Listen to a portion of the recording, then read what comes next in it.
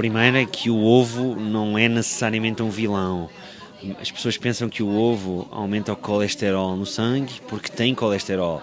Só que, com exceção de um porcentagem pequeno de pessoas, na maior parte da população, o ovo não aumenta o colesterol no sangue, e os estudos de longo prazo mostram que o ovo não aumenta o risco cardiovascular. Então esse é o primeiro mito. O segundo mito é que o glúten é apenas um problema para quem é doente celíaco, mas nós sabemos que existe uma entidade que é a sensibilidade ao glúten não celíaca, que afeta 6 vezes mais pessoas do que a doença celíaca. Então o glúten não é uma questão de moda, mas pode ser um problema de saúde pública, sim, só que o profissional de saúde é quem tem que fazer esse diagnóstico, porque a população pensa que pode ter a sensibilidade ao glúten e não ter essa sensibilidade ao glúten. Ou pensa que não tem e tem, então tem que haver um diagnóstico feito por um profissional capacitado.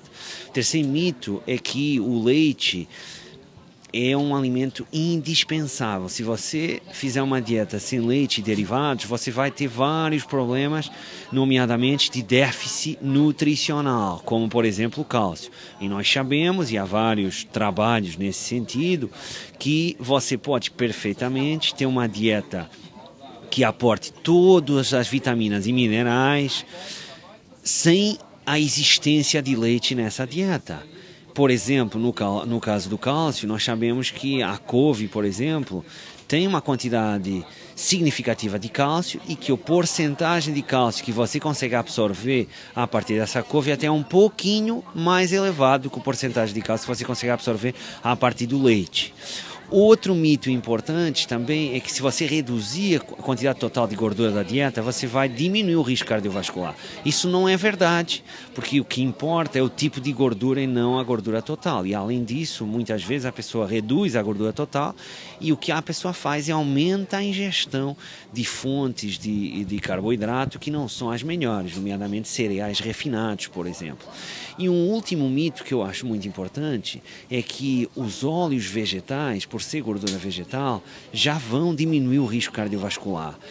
E o que nós sabemos é que existem óleos vegetais que são ricos em determinados ácidos graxos poliinsaturados da família ômega 6, para aqueles que quiserem saber isso um pouquinho mais em detalhe, que não só não reduzem o risco de mortalidade cardiovascular, mas até parece que podem aumentar um pouco.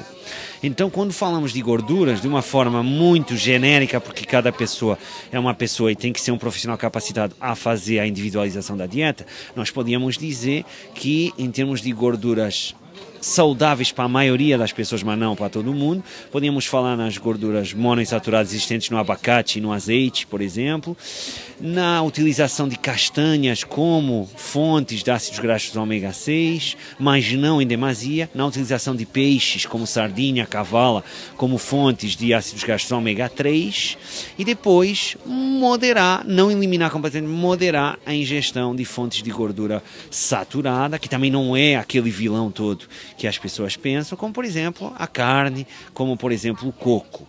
E aquilo que deveríamos reduzir muito ou até eliminar seriam as fontes de gorduras hidrogenadas, que têm ácidos graxos trans. Esses sim aumentam o risco de mortalidade cardiovascular, então deveríamos evitar isso. Isso está presente em vários alimentos processados e em algumas margarinas. Essas sim seriam as gorduras mais preocupantes. A pessoa deve sempre procurar um profissional capacitado quando quer uma dieta seja personalizada. Se a pessoa só quiser umas recomendações gerais, como um pouco mais de frutas e verduras, reduz o açúcar, etc., aí a pessoa lê algo e consegue automaticamente saber a informação. Mas se você quer algo mais elaborado e você tem uma patologia, como uma alergia, por exemplo, você tem que procurar um profissional capacitado, sempre.